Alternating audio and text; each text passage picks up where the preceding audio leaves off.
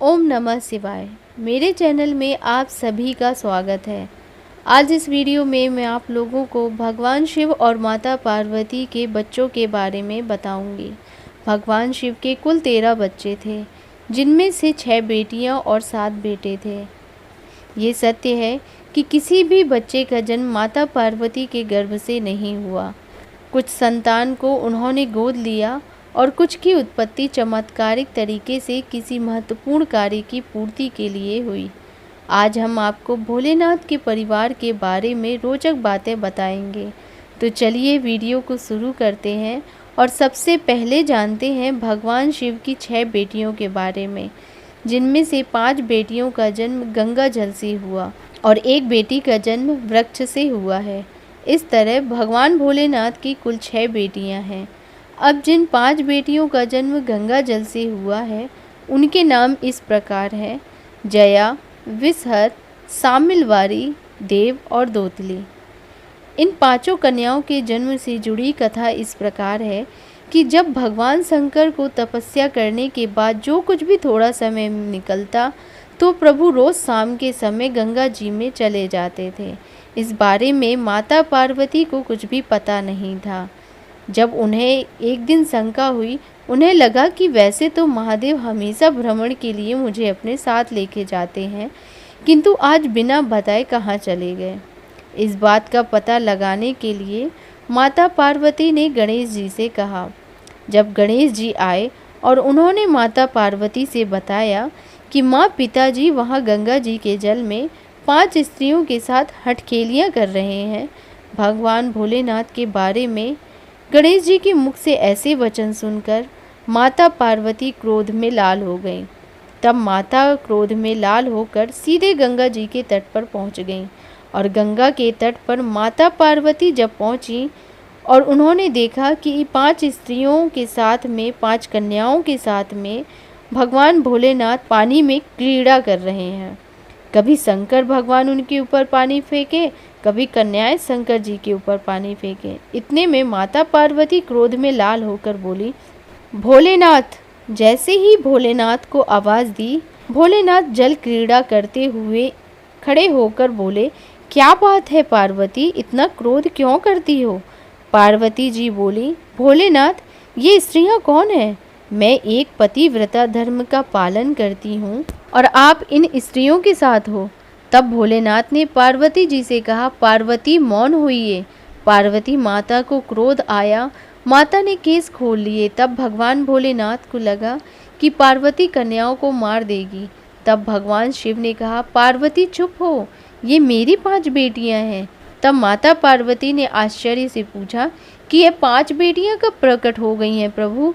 बाबा भोलेनाथ ने कहा, पार्वती, जब चौसर खेलते समय तुमने मेरे वस्त्र लिए, तब मैं जल में तप करने के लिए बैठा।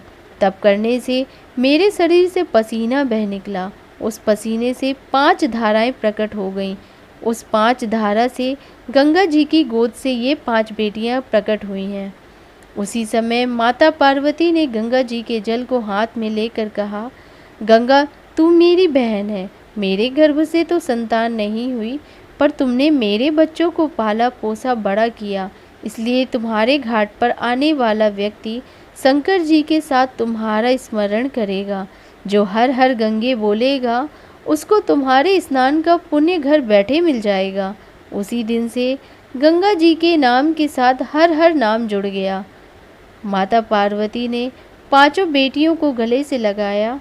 भगवान भोलेनाथ बोले, पार्वती, ये जल की तरंगों में प्रवाहित होने के कारण इनका शरीर सर्प की आकृति में रहेगा और ये 5 कन्या भगवान शंकर की 5 सर्प रूपी कन्या हैं। आज भी नाग पंचमी के दिन घर के दरवाजे पर दरवाजे के दोनों ओर 5 सर्प बनाए जाते हैं। वो भगवान शंकर की 5 बेटियां बनाई जाती हैं और नाग पंचमी के दिन उनकी पूजा की जाती है। सावन में भगवान शिव की इन 5 बेटियों का पूजा करने का बहुत अधिक महत्व बताया गया है। तो ये थी भगवान शिव की 5 बेटियां। अब हम बात करेंगे भगवान शिव की 6वीं बेटी की, जिनका नाम था अशोक सुंदरी। पद्म पुराण के अनुसार अशोक सुंदरी देव कन्या है। दरअसल माता पार्वती के अकेलेपन को दूर करने हेतु कल्प वृक्ष नामक पेड़ के द्वारा ही अशोक सुंदरी की रचना हुई थी। एक बार माता पार्वती ने विश्व में सबसे सुंदर उद्यान में जाने के लिए भगवान शिव से कहा। तब भगवान शिव अपनी पत्नी पार्वती को नंदन वन ले गए। वहां माता को कल्प वृक्ष से लगाव हो गया और वे उस वृक्ष को लेकर कैलाश आ गईं। कल्प वृक्ष मनोकामना पूर्ण करने वाला वृक्ष है। पार्वती ने अपने अकेलेपन को दूर करने हेतु उस वृक्ष से यह वर मांगा कि उन्हें एक कन्या प्राप्त हो। तब कल्प वृक्ष द्वारा अशोक सुंदरी का जन्म हुआ।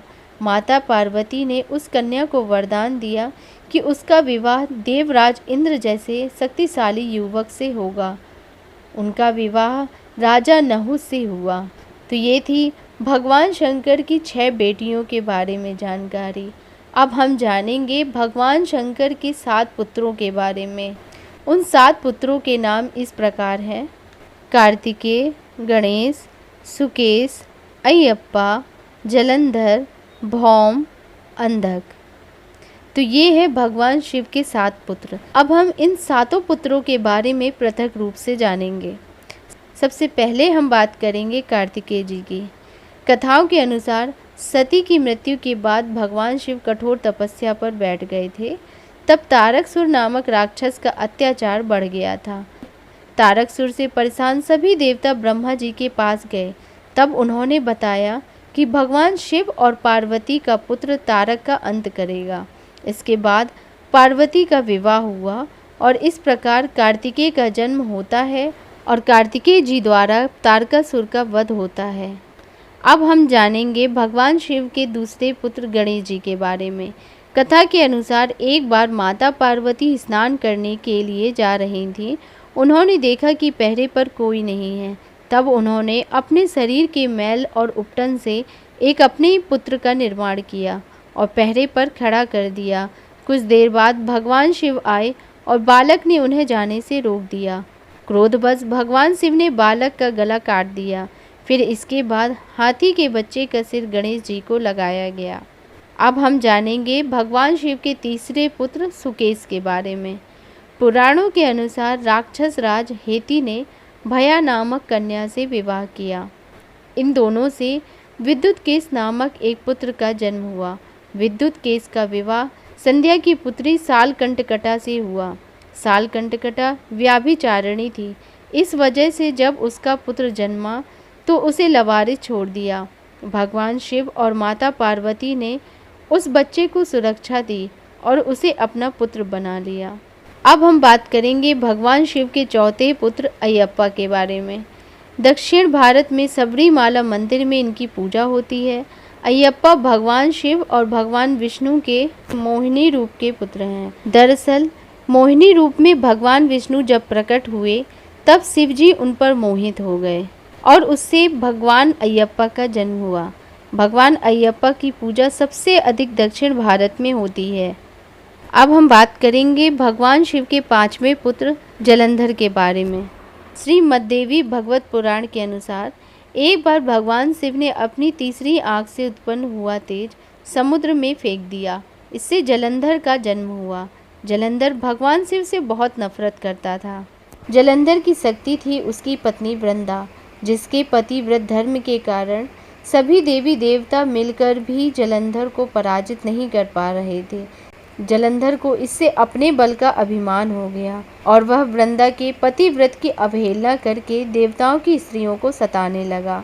पुराण की कथा के अनुसार जलंधर देवी लक्ष्मी को विष्णु से छीन लेना चाहता था, इसलिए उसने बैकुंठ पर आक्रमण किया। लेकिन देवी लक्ष्मी ने जलंधर से कहा कि हम दोनों ही जल से उत्पन्न हुए हैं, इसलिए हम भाई बहन हैं। देवी लक्ष्मी की बातों से जलंधर प्रभावित हुआ और लक्ष्मी को बहन मानकर बैकुंठ से चला गया। इसके बाद वह कैलाश पर जाकर देवी पार्वती को पत्नी बनाने के लिए आग्रह करने लगा। इससे पार्वती जी क्रोधित हो गईं और महादेव को जलंधर से युद्ध करना पड़ा।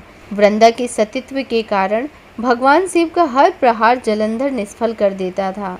देवताओं ने मिलकर योजना बनाई और भगवान विष्णु जलंधर का वेश धारण करके वृंदा के पास पहुंच गए।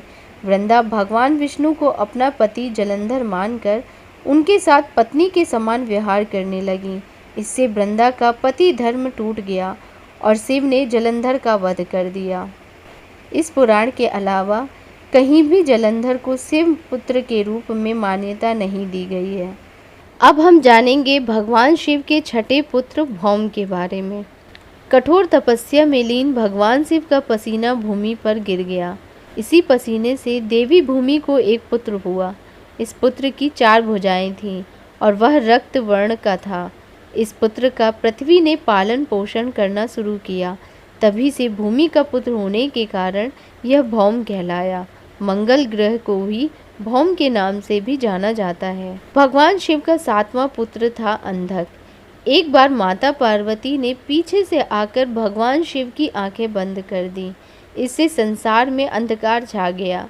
तब भगवान ने तीसरी आंख खोल दी। तीसरी आंख की रोशनी की वजह से माता पार्वती को पसीना आ गया और उसकी बूंद से पुत्र का जन्म हुआ। अंधकार में जन्म लेने की वजह से उसका नाम अंधक रखा गया। यह जन्म से ही नेत्रहीन था। तो ये जानकारी थी भगवान शिव के 13 बच्चों के बारे में, जिनमें से 6 बेटियां हैं और 7 बेटे। अगर आपको मेरे द्वारा दी गई जानकारी अच्छी लगी हो तो प्लीज़ मेरे चैनल को लाइक करिएगा, शेयर करिएगा, सब्सक्राइब करिएगा। धन्यवाद।